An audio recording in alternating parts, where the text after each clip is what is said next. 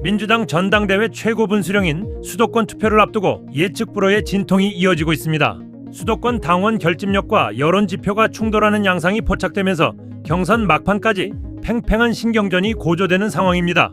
영상으로 함께 보겠습니다.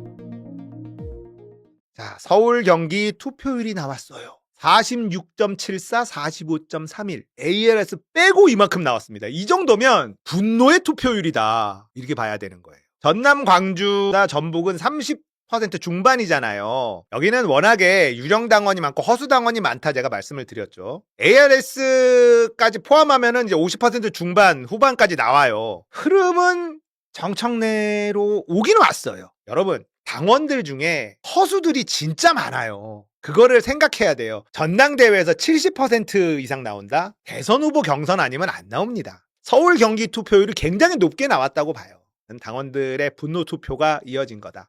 자, ALS 투표가 최소 10% 나오거든요. 15%까지도 더 붙습니다. 그러면은 55% 이상 투표율이 나온다. 이 정도면 좋죠. 서울 경기 당원들의 숫자가 압도적으로 많기 때문에 이 투표율이요, 숫자가 어마무시해요. 수도권에서는 확실히 정청래가 많이 앞서고 있고요. 왜 그러냐? 지역 현안이 다른 지역에 비해서 상대적으로 적어요. 그래서 소신 투표를 할 수 있죠. 그래서 정청래가 수도권에서 강세라는 거예요. 이해관계를 다 떼고 보면 정청래가 김민석보다 훨씬 낫다는 뜻입니다. 호남은 호남 메가 프로젝트가 있죠. TK에는 또 뭐가 있고 다 지역 현안들이 있잖아. 그러면 어떻게 해야 돼요? 대통령이 민훈 후보한테 줄을 서자. 그게 우리 지역의 이익이 될 거니까. 이런 투표 심리가 작동을 하지만 수도권은 지역 현안이 크지 않으니까 정청래가 강세를 보인다라는 거예요. 이제 남은 건 여론조사인데요. 여론조사 전화 대기해야 된다. 여론조사 한 통이 권리당원 80표의 가치가 있다. 뭐 이런 얘기를 또 하시더라고요. 새날에서. 그러니까 070으로 오는 전화는 무조건 받아야 돼요. 권리당원한테는 전화가 안 온다고 합니다. 일반 당원과 당원 아닌 분들한테 전화가 간대요. 저쪽은요, 조직이 총동원돼 있습니다. 모두 전화 대기 상태일 거예요. 우리는 모두 자발적으로 대기 중이죠. 누가 이기나 볼까? 에휴. 제가 오늘 지금 보여드리고 싶은 거는 바로 이겁니다. 제가 어제 이 여론조사 결과를 보여드렸어요. 그러면서 제가 이게 조금 안 맞다라고도 말씀을 드렸었죠. 예. 제가 이게 이제 안 맞다라고 하는 이유가 그겁니다. 이게 보시면은 이 자료를 보면은 전남하고 광주, 호남권의 여론조사 결과에 김민석 후보가 아주 약간 이기는 걸로 나왔다. 그래서 아마 김민석 후보가 이길 건데 표차가 크지는 않을 거다라는 그런 예상이 많다라고 하면서, 하지만 이거 믿기가 좀 어려운 게 있다. 왜? 여기 보면은 충청이라든지 대구, 부산 이쪽에 보면은 분명히 이거 김민석 후보 측이 이겼는데 마치 보면은 여기 보면은 정청래가 이기는 것과 같은 그런 결과가 나오지 않았냐. 따라서 이거 참 여론조사 결과를 믿기가 어렵다라고 말씀을 드렸어요. 자, 이 부분이죠. 전남, 광주, 전북 이쪽 부분 보세요. 여기서 보면은 김민석 후보가 41.6, 정청래가 39.4가 나오는 걸로 돼 있었습니다. 근데 오늘 막상 투표를 해보니까 김민석은 57, 송영길은 9.8, 정청래는 32 이렇게 나왔어요. 예상을 완전히 빗나갔죠. 이게 원래대로 하자면 이게 권리당원들에 대한 여론조사라 그래가지고 나름 좀 정확할 거다라고 했었는데 정확은 무슨 개뿔, 그죠? 일단은 제가 이제 두 가지를 좀 생각해 볼 수 있을 것 같은데요. 또 다른 한편으로는 우리 현장에서 계셨던 선생님들이 밑바닥에 이제 권리당원들의 표심은 대부분 정청래 후보라고 좀 취재를 많이 했는데, 네. 제가 또 그쪽이어서 그런 건지 모르겠습니다만, 그리고 또 다른 한편으로는 여론조사에서도 실제로 한 5%에서 10% 내외로 나올 것 같다라는 여론조사가 많았었고요. 그래서 네. 많은 분들이 5% 안으로만 끝나면 서울 경기에서 10% 이상 차이라는 여론조사가 있기 때문에 적정한 선에 들어올 것이다 라고 예상을 하기도 했는데요. 그랬죠. 조금 표 차이가 있긴 있었습니다. 그래서 이제 이거를 좀 살펴봤을 때 제가 추가적으로 좀 느끼는 부분들은 어떤 부분이 있냐면은, 어떻게 보면 또 속상해 하시는 분들도 있을 수 있지만 또 어떻게 보면 당연하게 나올 수 있는 숫자 중에 하나가 아닌가 이런 생각을 좀 하게 되는데요. 네. 왜 그러냐면 정청래 후보를 지지하시는 분들 중에 대다수 분들의 공통점이 뭐가 있냐면 지금 정부에서 개혁이라든가 여러 가지 뭐 레버리지 ETF 부동산 등 민생 과제에 있어서 지금의 방향대로 이렇게 추진이 되면 조금 위험하다. 그래서 그 전에 조금 바로잡혀야 된다라고 생각해서 정청래 후보를 지지하는 분들이 많거든요. 네. 그런 관점에서 살펴본다고 하면은 호남에서 지금 김민석 후보가 6, 정청래 후보가 30 이렇게 해서 6대3 정도 구도가 나왔는데 이렇게 나올 수도 있겠다라고 좀 보여집니다. 반대로 만약에 정청래 후보가 6이 나왔다라고 한다면 호남에서도 이미 절반 이상이 지금 이재명 정부에서 좀 걱정하는 분들이 반 이상이 넘었다는 건 좀 위험 신호를 일으켜줄 수 있어서 그런 것들이 좀 반영되지 않았을까라고 한번 보고 있습니다. 그러니까 호남 쪽에서는 뭐 걱정이 되지만 그래도 힘을 한번 모아주자 뭐 이런 판단을 내렸다. 그렇게 봐야 되겠네요. 좀 더 봐야 될 것 같습니다. 저도 사실은 생각했던 범위 오차보다 조금 더 많이 오차가 벌어졌어가지고요. 네. 사실 제가 보기에는 정확하게 어떤 것 때문에 그렇다라고 좀 이야기하는 게 저한테 좀 어려운 부분도 존재합니다. 네. 그러니까 뭐 호남 쪽에 이렇게 계신 분들 글쎄 뭐 걱정되는 부분 개혁에 대해서 특히 이제 저 같은 사람도 보면 개혁이 앞으로 제대로 될 수 있을까? 특히 김민석 후보가 사실 보면 약간 좀 개혁을 좀 뒤로 미루는 듯한 이런 언행을 좀 많이 보였단 말이에요.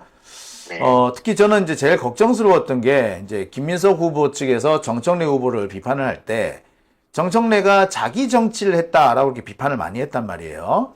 네. 근데 아시다시피 정청래 후보가 가장 강력하게 했던 것이 검찰 개혁이지 않습니까? 네. 그러니까 검찰 개혁이 그러면 결국에 자기 정치였단 말인가? 라는 표현이 된단 말이에요. 그러니까 이게 그래서 김민석 후보가 그러면 과연 제대로 개혁을 할 수 있을 것인가? 라는 의구심이 있었는데 그래도 이재명 정부와 함께 가겠다. 이재명의 성공을 위해서 뭐 노력하겠다라고 하니까 한 번 정도 그래 기회를 한번 줘보겠다. 이런 생각이 더 많지 않았을까? 뭐 그렇게 생각은 합니다만 아무래도 정청래 후보 입장에서는 많이 아쉽겠어요. 네, 그리고 또 현장에서 좀 느껴졌던 부분은 그런 개혁적인 부분도 아마 존재할 수 있지만 또 다른 한편으로는 이제 정청래 후보가 뭐 입법의 민생인 과제라든가 이러한 부분에 있어서 자꾸 대통령의 업적을 가렸다라던가 발목을 잡는다던가 이런 이야기들의 영향이 조금 많이 퍼져 있는 게 아닌가라는 부분들이 조금 눈에 좀 띄었고요. 반대로 이제 또 정청래 후보를 또 지지하는 분들한테 또 다른 후보 측에서 너네 다 신천 지지 이러면서 이제 또 목소리 높이고 싸우는 장면들이 연출이 됐었거든요. 그랬죠. 네. 그래서 그러한 부분들이 조금 많이 걱정이 되는 점이었습니다. 참 그런 면에서 좀 글쎄 여러 가지 생각이 네. 좀 그러네요. 예.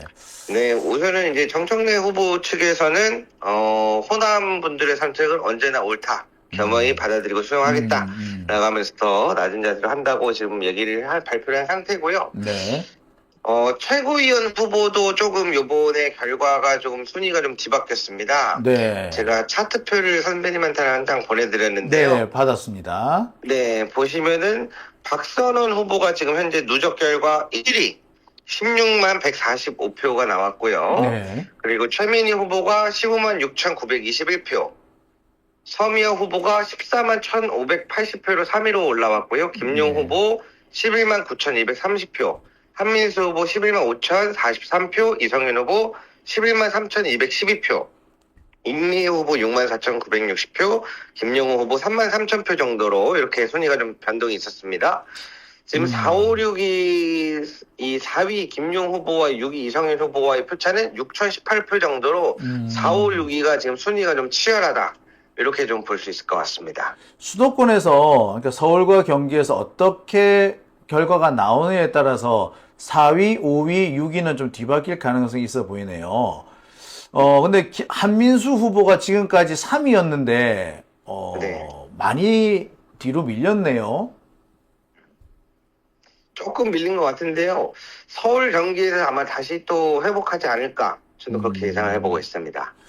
어, 왜냐면 요번에 호남의 권리당원이 약 51만 명 정도 된다고 하면 실제 투표율이 이제 ARS 포함해서 24만 2천 명이 나온 거거든요. 네.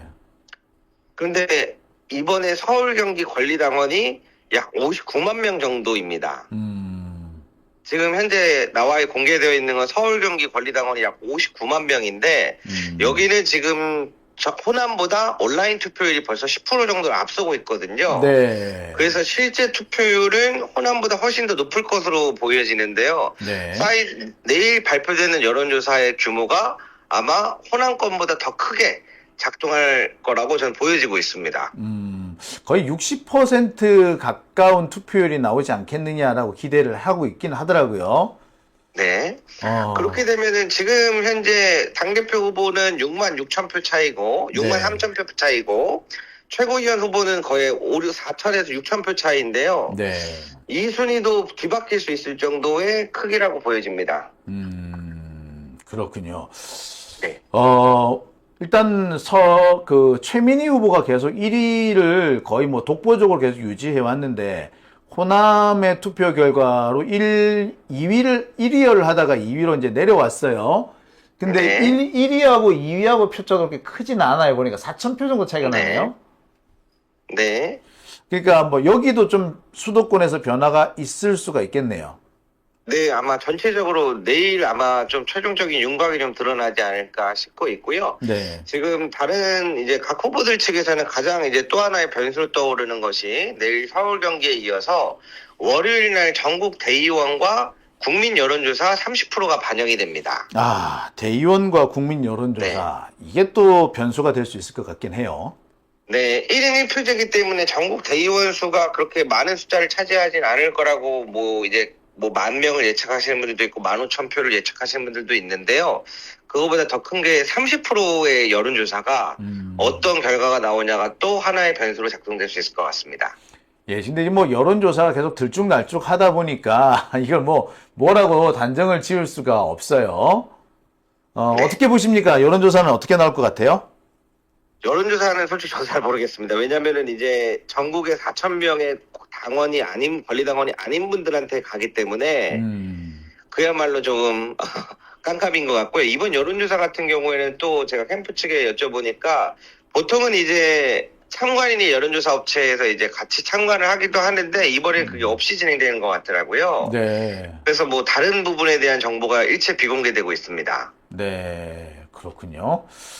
자, 항상 댓글에 이상한 글을 올리는 사람들이 있어요. 보면은 지금도 4441이라는 아이디 쓰는 양반이 들어와 있는데 이 양반 되게 웃겨. 왜냐? 내가 한 번도 이 사람을 방송에서 본 적이 없어요. 근데 장용진도 정청래냐 구독 취소하고 간다 이래. 가! 구독 취소해! 솔직히 말하자면 이 사람 본 적이 없어요. 이런 식으로 항상 보면 이렇게 오는 사람들이 있습니다. 이런 식으로 하면은 이거야말로 분열과 갈등의 원인이 되는 거 아닙니까? 이렇게 해가지고 민주당이 제대로 되겠어요? 참 이런 짓을 하는 사람들 이해가 안 돼요. 에? 아무래도 제가 아직은 조금 장윤주 선배님 비해서 많이 부족해서 그런 것 같습니다. 죄송하다는 말씀 드리고요. 더 열심히 해보겠습니다. 예, 더 열심히 하시기 바랍니다. 예. 예. 네, 그래도 저는 더 좋은 결과가 나올 거라고 굳게 믿고 있습니다. 예, 근데 이제 서울 경기 지역에서의 표차가 이 호남권만큼 벌어질 거냐? 네. 그거는 조금, 그 가능성이 좀 낮지 않을까요? 저도 처음에는 그 부분에 대해서 조금 한번 곰곰이 생각을 해봤는데요. 네. 사실 호남권에서는 많아야 5%에서 7% 정도 벌어지지 않을까 이렇게 예측들이 많이 됐었습니다. 그렇죠. 그런데 실제로는 거의 20% 넘게 지금 벌어졌던 거거든요. 25%까지 나왔죠. 네.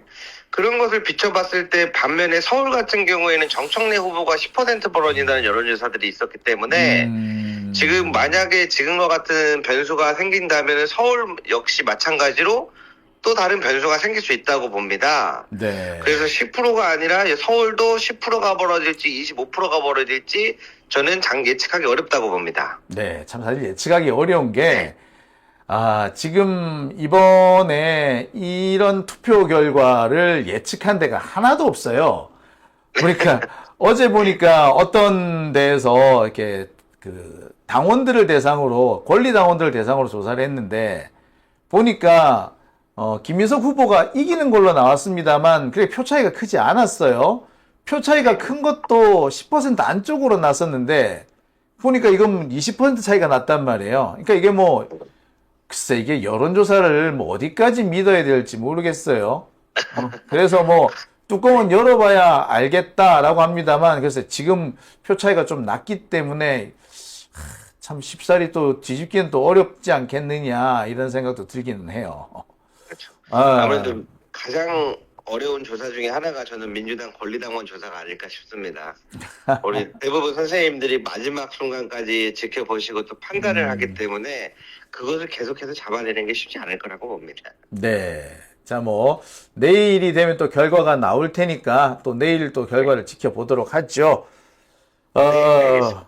우리 김대호 PD 상당히 고생 많이 하셨습니다. 이번에 전국을 돌아다니면서 뭐 일선 현장에서 우리 시민들 많이 만나 뵀죠?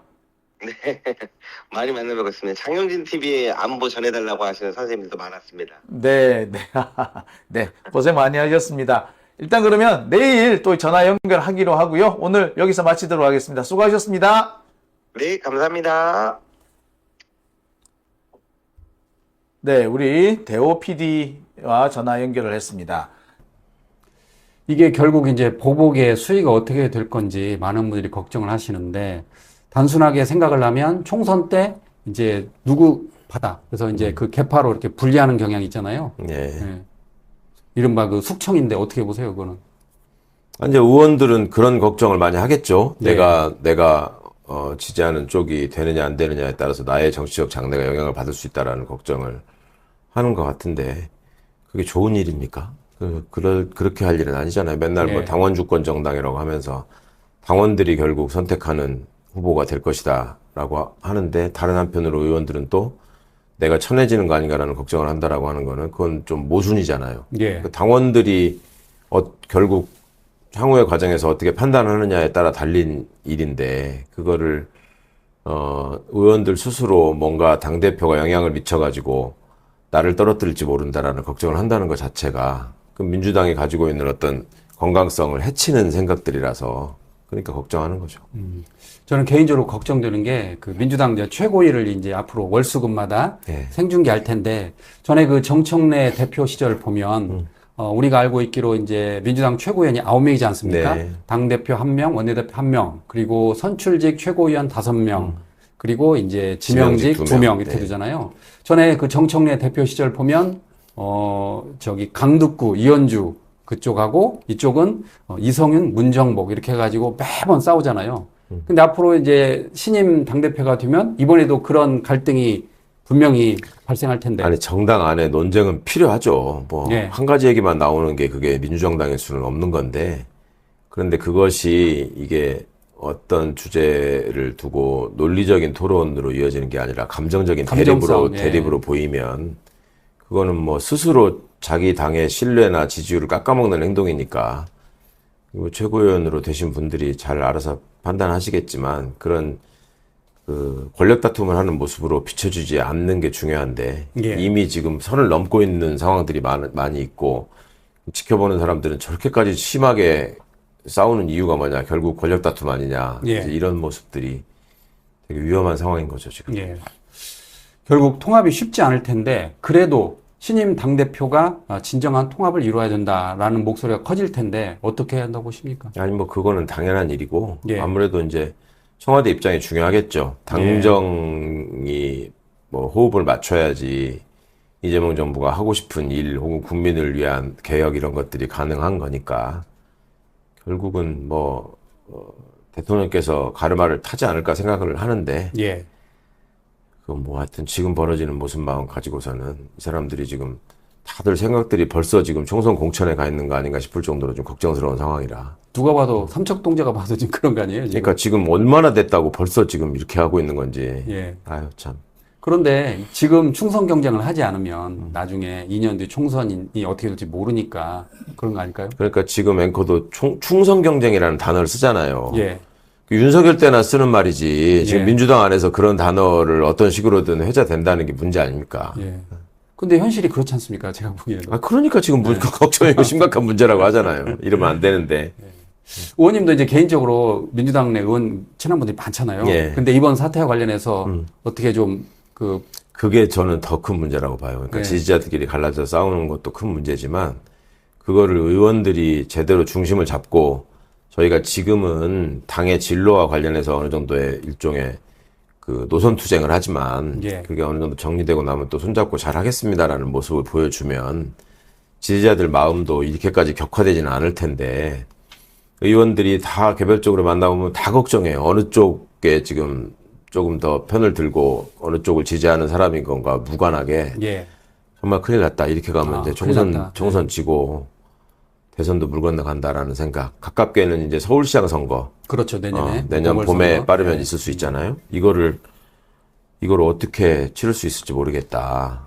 그러면 거기서 지고 나면은 당대표 이렇게 시끄럽게 뽑아놓고 또 사퇴하는 거 아니냐. 예. 뭐 그런 얘기까지 벌써 하고 있을 정도니까 큰일입니다. 예. 제일 중요한 그 중도층 이탈과 그 전국 경색을 막기 위해서는 그 어느 때보다 민주당이 정말 지혜를 발휘해야 될 텐데 아까 의원님 말씀하신 대로 청와대의 역할도 중요해 보입니다. 네, 말씀 들어보니까. 그럼요. 이제 네. 당정, 특히 여당의 경우에는 청와대 역할이 중요하죠. 예, 알겠습니다.